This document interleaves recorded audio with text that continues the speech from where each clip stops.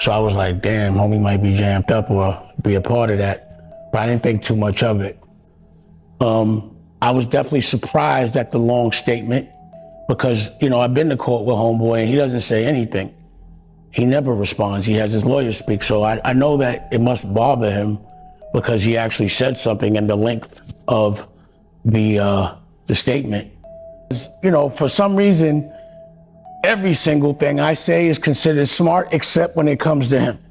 I'm smart about everything but that.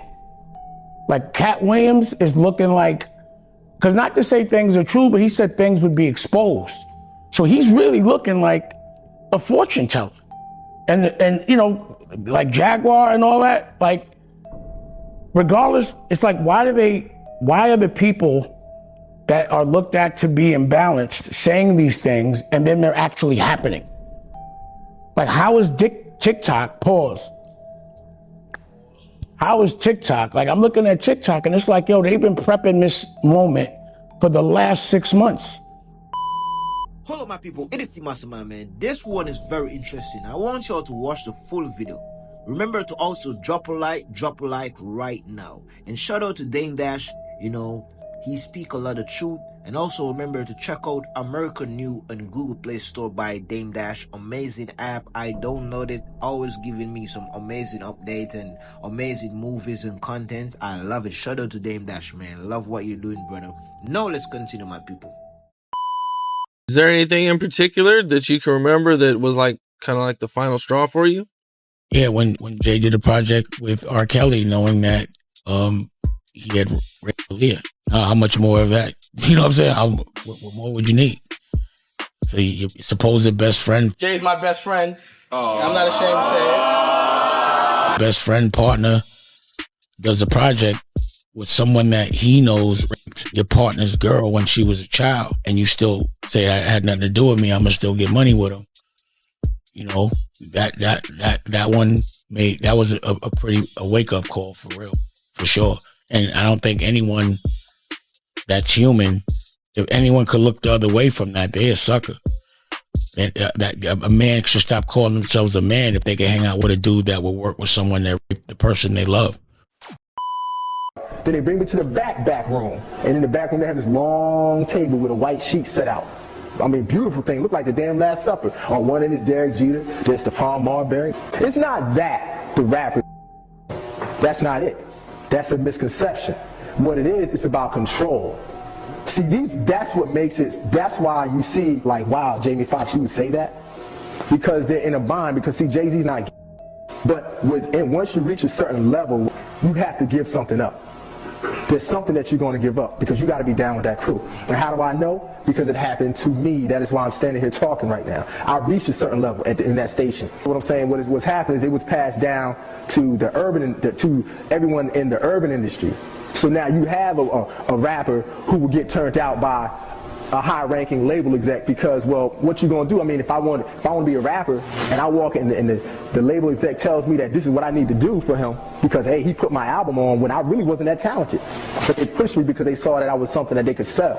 So when you bring me in a room and there's my favorite rapper right there who's in the same room, so that must mean he must have committed the same act as I did. So at the end of the day, depending on where your level is within yourself, you go do it. And it's easy for those of us to sit back and say we wouldn't do it. But the majority of us will never fulfill our dreams. So we'll never be in a position to say what we would or would not do. You understand what I'm saying? We'll never be in that position. Because before I got there, I would say the same thing until I got there. You understand? So I literally lived the devil taking me to the mountain and saying, you need to go to the left, you have all of this. And I was there. It was ritualistically done. 3 straight weekends. They do everything in 3s. 3 weekends in a row. Hey, D-Brad, let's go hang out. And every weekend, he kept beating me in the head. Get rid of this Rap City, man. You can do more than Rap City, D-Brad. You can do more than you can come with us. We go to the joint, we hanging in VIP. Get me everything I want. Then every time we hung out, it was the same way. Then they bring me to the back room. And in the back room, they have this long table with a white sheet set out. I mean, beautiful thing. Look like the damn Last Supper. On one end is Derek Jeter, there's Stephon Marbury. I'm trying to talk to the model chicks. He's like, nah, D-Brad, come on, sit right here. We get inside the limo. We're in the car. The man standing across looking at me like I owe him something now. And while he's doing that, he's sitting there with his legs spread open, rubbing his. Now, I'm in a situation where I'm like, no, what am I going to do for me? So for me, I had to turn that away. But with the hell that I caught after that, I've been homeless, I've had my name destroyed. I was ashamed of myself. I went from being a man to nothing because I would not cross over. What's good, y'all? It is the Mastermind, man. So I told y'all that we're in a time where the truth shall see the light. They try their best to cover up all their darkness, but the time that we're in is inevitable. The light shall see all of us. The light shall see all of us. Listen, the video that I shown y'all just a while ago was made over 20 years ago. It couldn't go mainstream at the time of releasing because the world wasn't ready. More things have to happen before the light can shine over all darkness. They know we would reach into a time like this. That's why in 2019 they created the situation that happened. You know what I'm talking about. I don't want to call the name, but y'all know, right? They try to put us in fear, lower vibration, tell us to quarantine and not be outside to receive all the download and the new powers that is sent into our realm. But as I said, it's inevitable. With they trying or not, it's gonna happen. And Cat Williams was one of the persons who was on the frequency to know that 2024 would reveal a lot of darkness. And for people who are aligned with the frequency, it's no surprise. And more is coming. It's just the beginning. Trust me. You think you see something? We ain't seen nothing yet. Even me gonna be surprised by some of the things that will come out soon. You cannot fathom some of the things that are coming, man. And I'm not saying bad things are coming. I'm saying good things are coming. Good things are coming.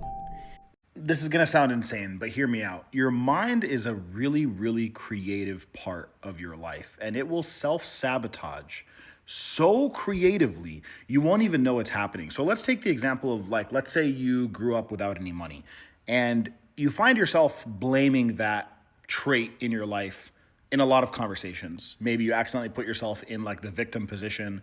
You complain to friends. You always say, oh, that doesn't apply to me. I didn't grow up with money. My parents weren't rich, whatever it is. What's going to end up happening is that your mind will start identifying so much with that struggle and so much with that victim mentality that it'll start sabotaging opportunities in your life without you knowing it to keep you away from wealth.